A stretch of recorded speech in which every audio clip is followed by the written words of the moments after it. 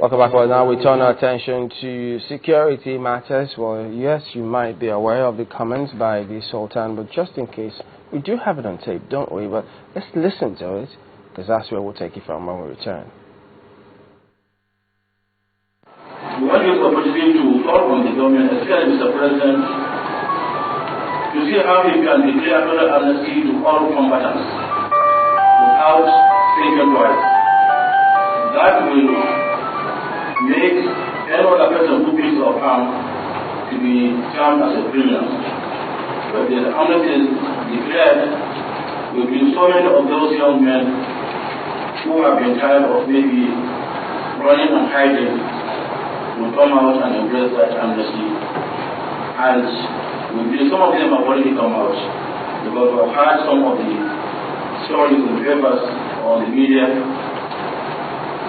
Even if it is one person who is a terrorist and you denounce terrorism, it is the duty of the government to accept that one person and see how it can be used to reach others. Whether it's true or not, the government to accept that person first and deal with him, then evaluate him and see whether he is genuine or fake.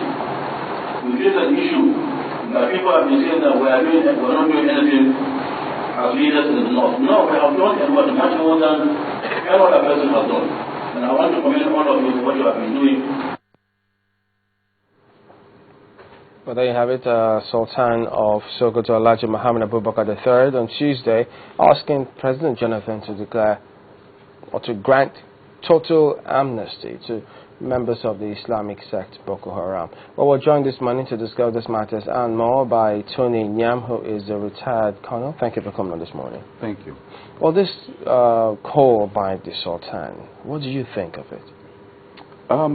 It's a welcome call in the sense that the way to deal with counter-insurgency or terrorism is usually a stick and carrot approach.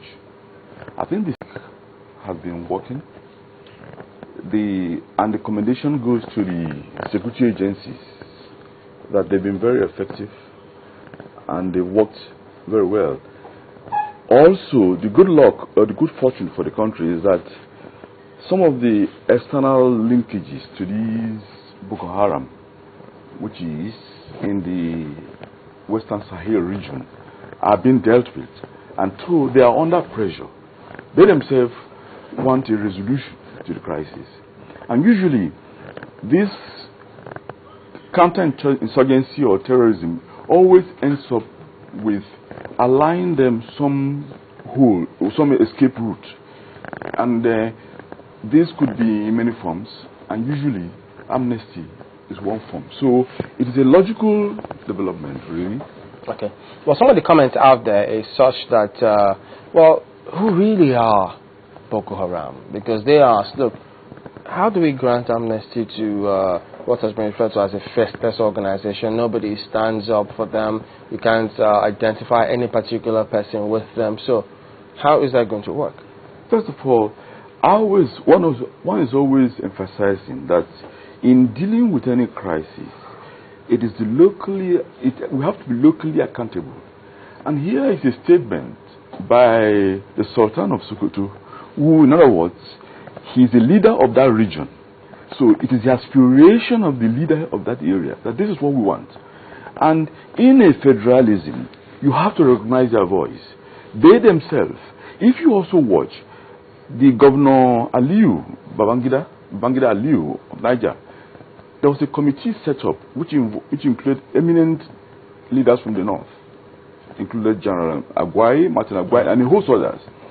In that, they gave indications as to having had intermediary meetings with those who are Boko Haram. It's all in papers yesterday in the nation. So we've got to a point where what Nigerians want is a resolution of this crisis. And all along, if you remember months ago, I always said there's no way you can fight counter-insurgency by military force alone. Let us not beat about the bush. If these chaps, because of the pressure they have in that some of their sources have been cut off, and now they are now saying that they want to talk, give them a chance. And that was what the Sultan said. Sultan is even saying that a few are already ready to drop their arms and talk.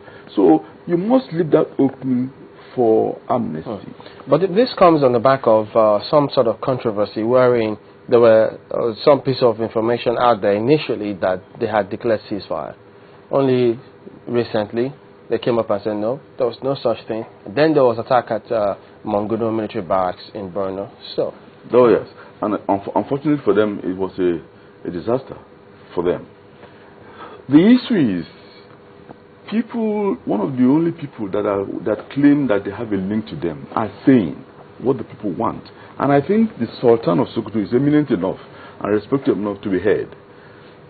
I think we have to try that approach of giving amnesty.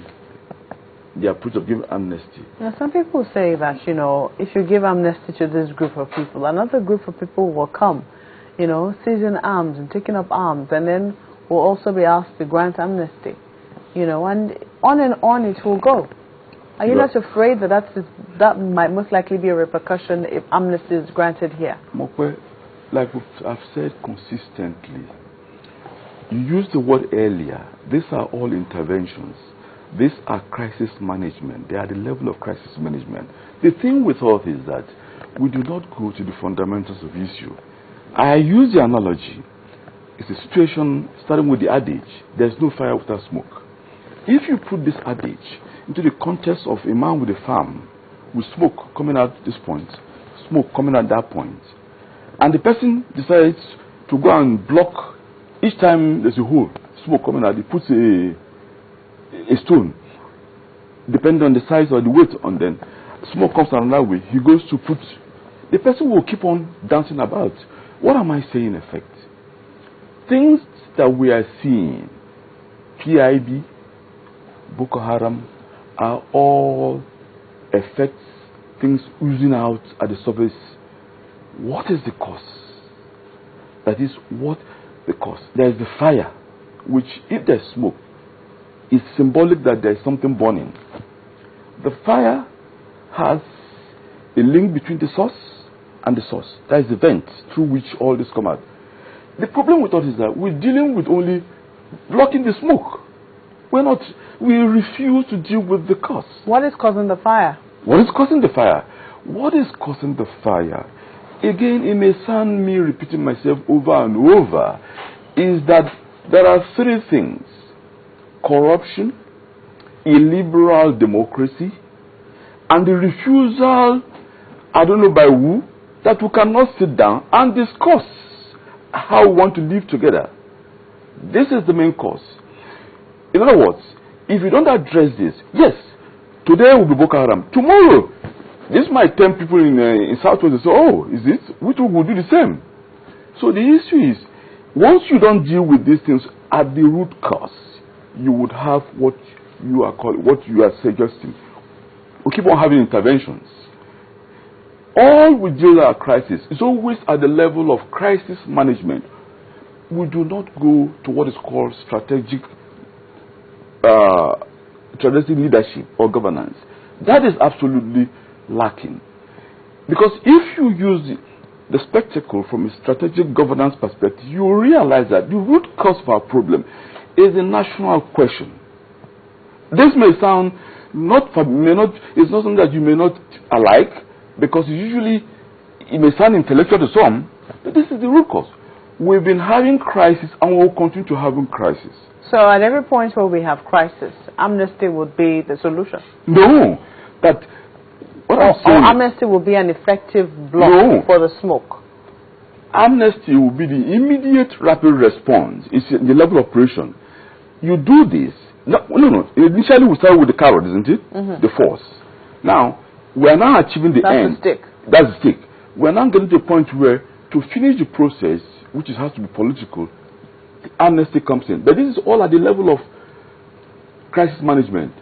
The real solution is leadership failure. That is, the real solution is for people to go to what is the real causes of all these crises. Today, kidnapping.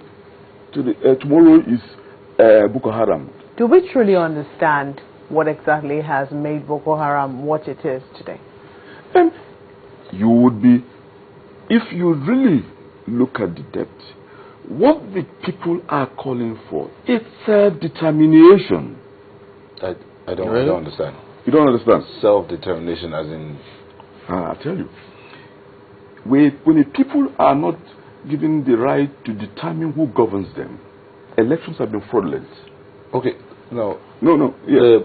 The Boko Haram sect, from what has been out there so far, is that they're a group of people within a state. It's not as if they're the entire state. Yes. So they're asking for self-determination is that they want someone to rule them? No. They want a chance for their elections to be free and fair. Their elections? No. The elections in their area. You're talking about the entire people of the state now. You see, elections in Nigerians have been fraudulent, 70%, except you want to deceive yourself.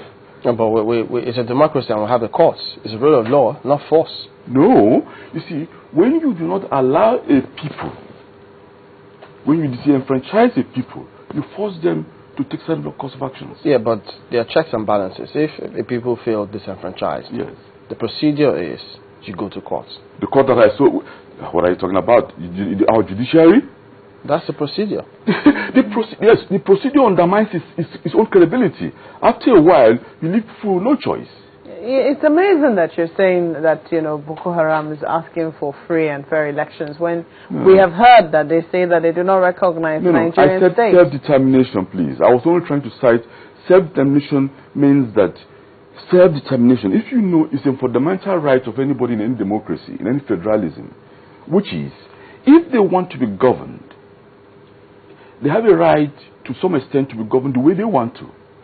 Okay, so they have a right to demand that they do, as they say, they do not believe in Western education. They have a right to demand that schools be shut down. No. They have a right to demand that hospitals be taken out, the police stations be wiped out, everything Western be taken out. I think you are underestimating the Boko Haram by repeating this. Boko Haram is only, they don't say they're Boko Haram. Boko Haram is a labeled people